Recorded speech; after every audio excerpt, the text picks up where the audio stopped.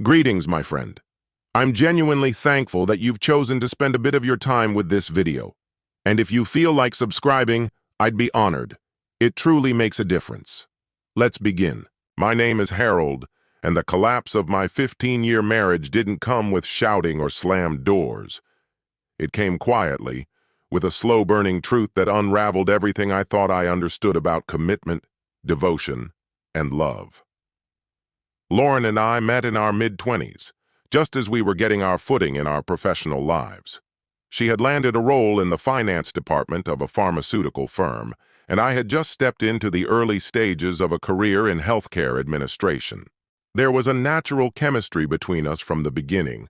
Conversations flowed, goals aligned, and we seemed to share the same values around family and ambition.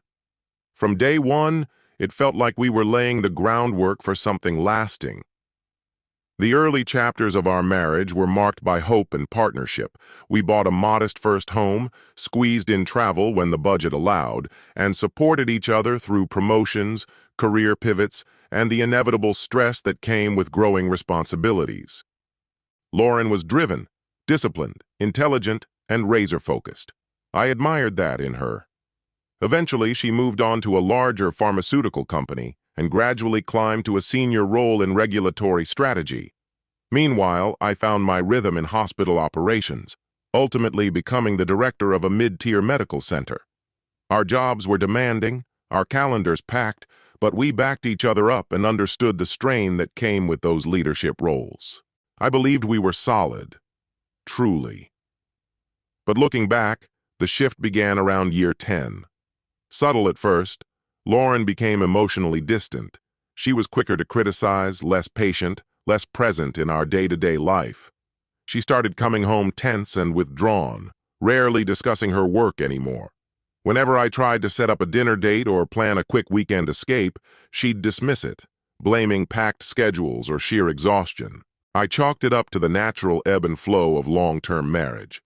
After all, we were approaching 40, juggling demanding careers, and probably stuck in some routines that dulled the excitement we once had.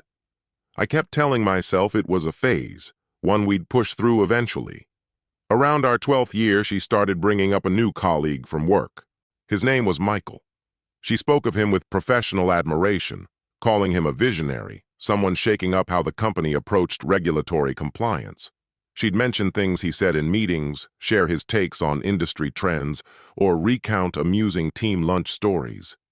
Initially, I took it as a positive sign.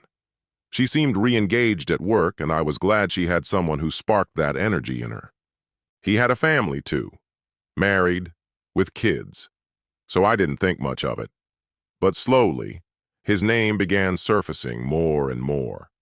She started working late with him, citing shared projects. Sometimes she traveled to events where he was speaking.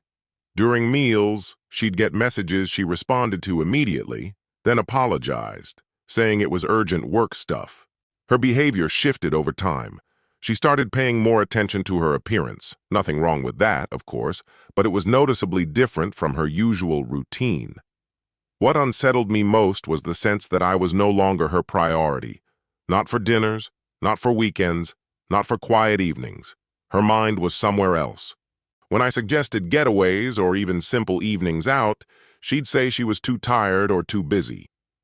The emotional distance between us grew wider by the week, and I didn't know how to bridge it. When I tried to express how disconnected we felt, she told me I was being needy, that I didn't understand how much pressure she was under.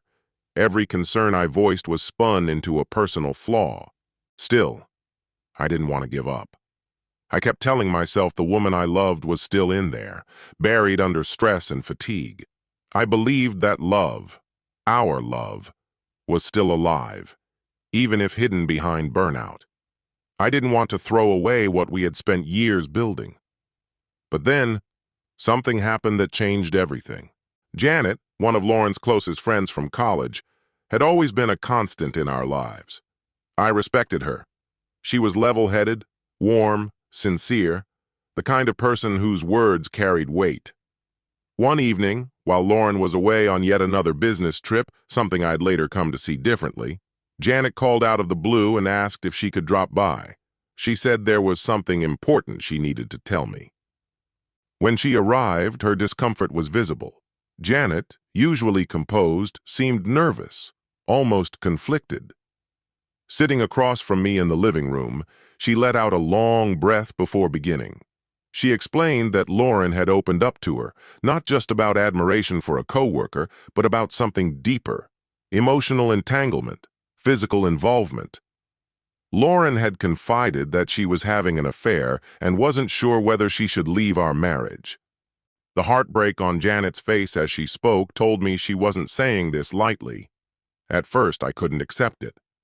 I told her she must be mistaken, that maybe Lauren was just venting, feeling overwhelmed and misinterpreted. 15 years of shared life don't just disappear overnight. Sure, we'd had struggles, but cheating? That felt impossible. Janet gave me a look I'll never forget, a mix of sadness and frustration. She said she had wrestled with whether to tell me for months, knowing the damage it would do, but she couldn't keep watching me live in the dark.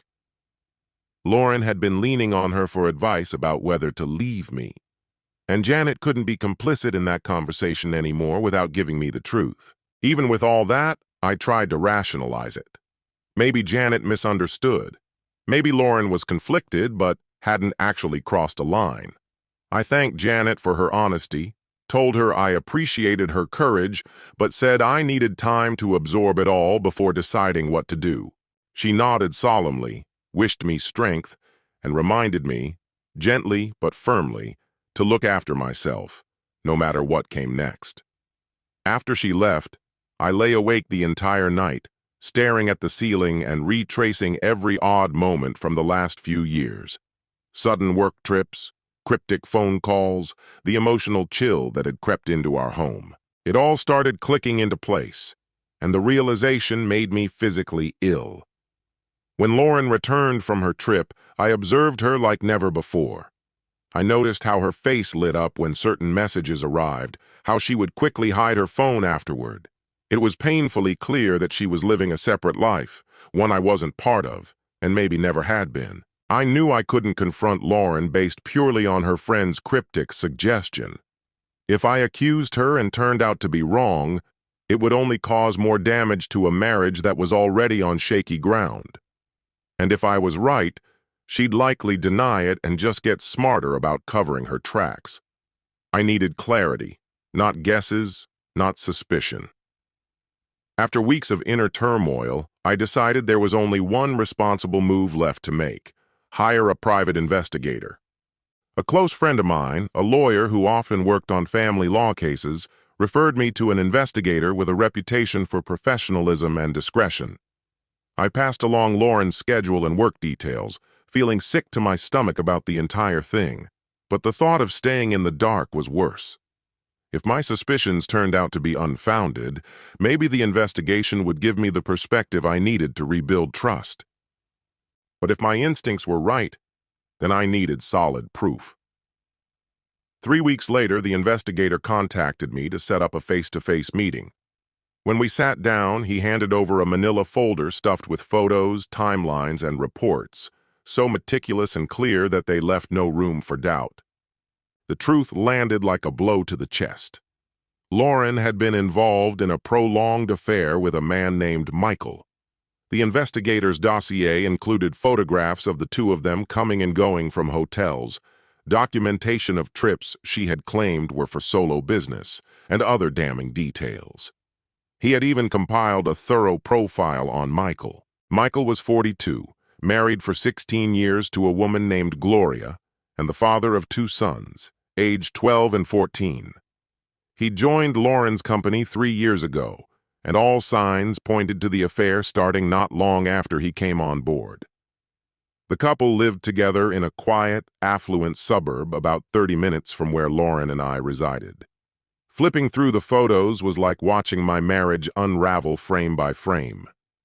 Seeing Lauren holding hands with another man, looking genuinely affectionate, loving even, was gut-wrenching. Those expressions, that kind of closeness, had once belonged to me.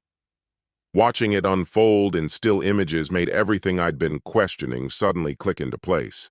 The coldness, the distance, her irritability toward me. It all aligned. She had already redirected her emotional energy somewhere else. Her affection, her attention, it was no longer mine.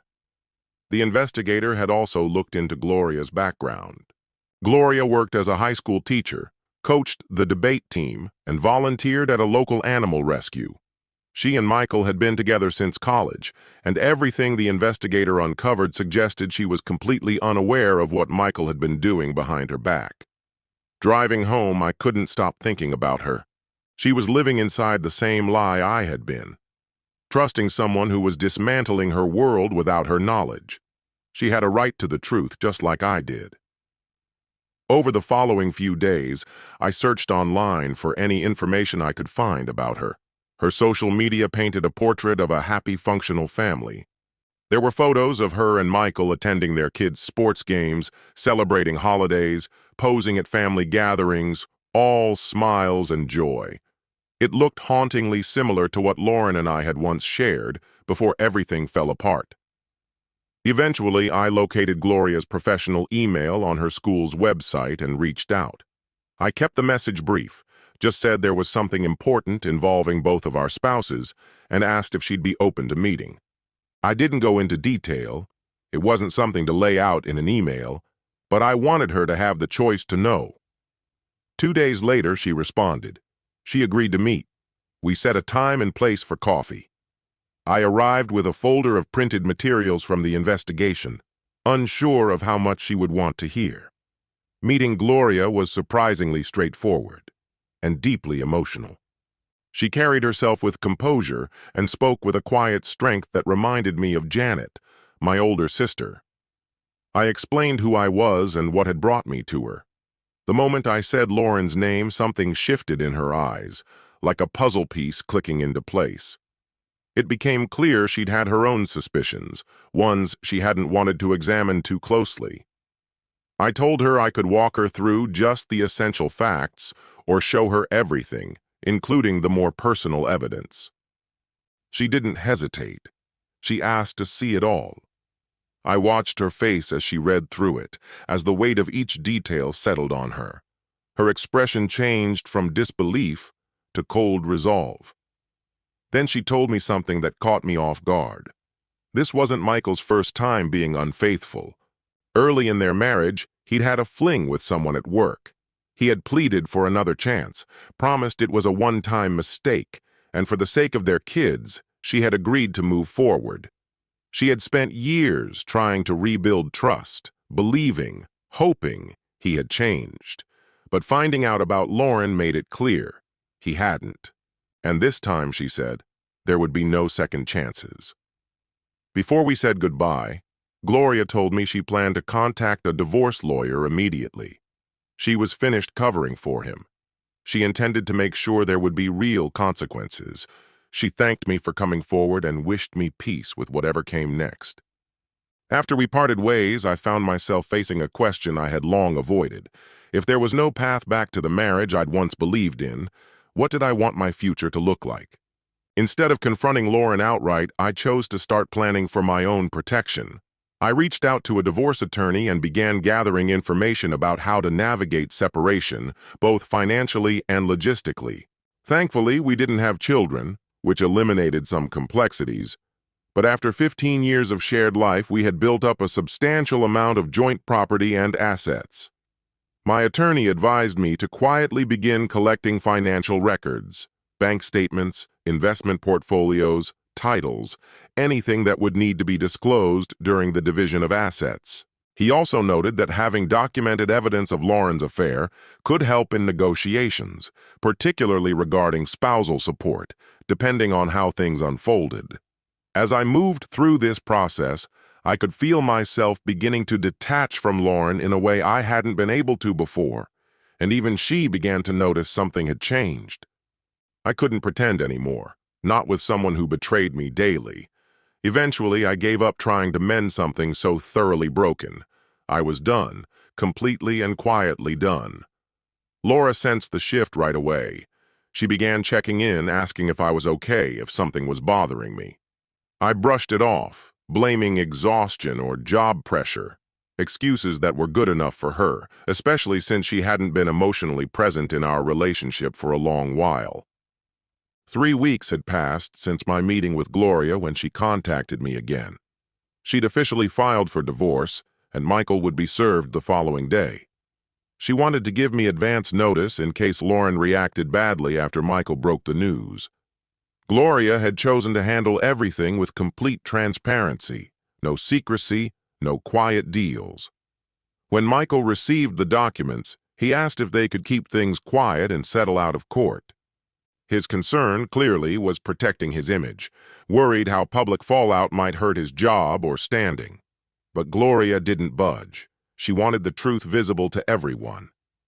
That same evening, Lauren came home acting off, distant, unusually quiet, uneasy. I watched her closely, trying to figure out if she'd already heard about the divorce.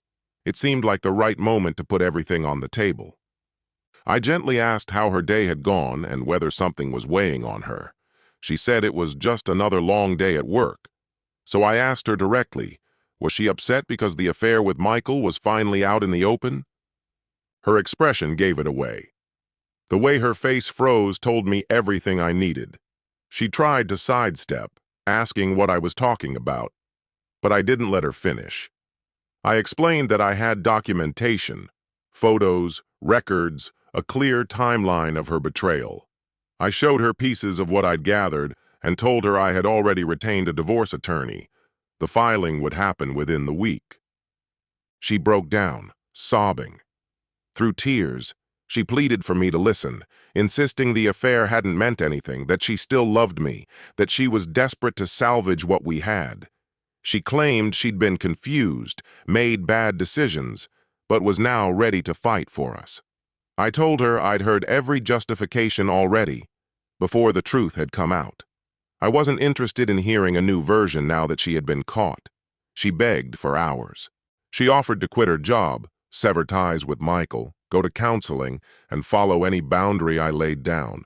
Anything if there was a chance to restore the trust she'd shattered. But I knew that trust couldn't be rebuilt.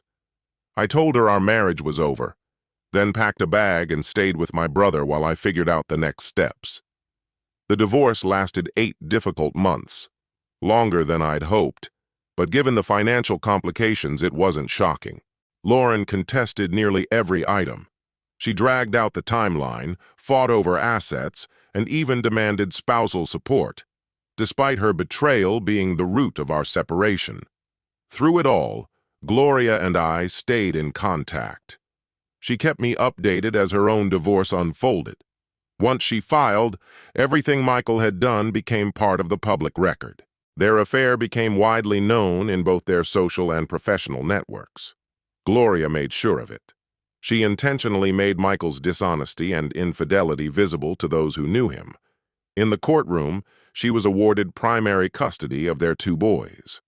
Michael was ordered to pay significant child support and alimony. Gloria kept their house and most of the joint assets. Michael was left with his salary, his car, and what he could pack into a small apartment across town. About 6 months into both divorces, Gloria told me she planned to submit the documentation of their office affair to HR at their company. Their employer had firm policies against romantic involvement, especially between senior staff. Though neither of them directly supervised the other, they had failed to disclose their relationship, which was a clear violation. Consequently, both Lauren and Michael were placed on leave while an investigation took place. Their company didn't take the matter lightly. Lauren's suspension happened right around the time my divorce was finalized. My legal team had secured a fair share of our joint property for me, and I avoided paying any alimony. 2 months after the final decree, Lauren and Michael were officially dismissed. The internal report concluded that their undisclosed relationship had compromised decision-making at work and posed ethical concerns. My emotions were mixed. I felt sadness, but also a quiet sense of justice. There was still a part of me that remembered the deep love I once had for Lauren. I never wished her downfall, even after everything.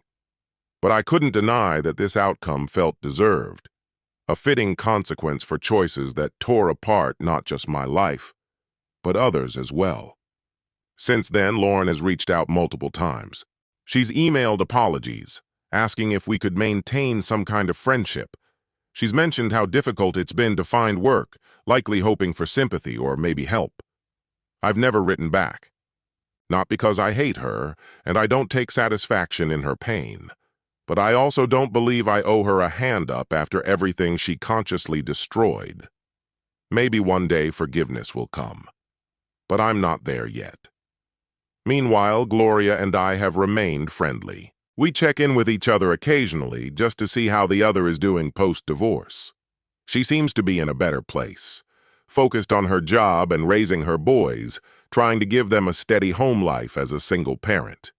The kids are gradually adapting, and Gloria makes sure they maintain contact with their father, even if she has her own feelings about him. As for me, I'm still working through it all. Some days I feel furious about the years I spent trying to rescue a marriage that had already drowned. Other days, I feel free, thankful that I found out the truth before losing even more time. I'm focused now on rebuilding, on surrounding myself with people and passions that matter. I've reconnected with friends I hadn't spoken to in years, friendships that faded during the decline of my marriage. As for dating, I'm not there yet. Someday, maybe. But for now, I'm rediscovering who I am apart from being someone's husband. I want to feel whole, strong, and emotionally clear before I even think about opening my heart again. I don't know what the future holds, but I do know it will be built on truth and self-respect. That's the kind of life I want, even if it means starting fresh when I thought everything was already figured out. Sometimes the most devastating things that happen to us end up leading to something better, though it may take time to see it. And that's where this chapter closes. Share your thoughts in the comments below. Thanks for watching, and if this story resonated with you, check out the others on the channel. Until next time, my friend.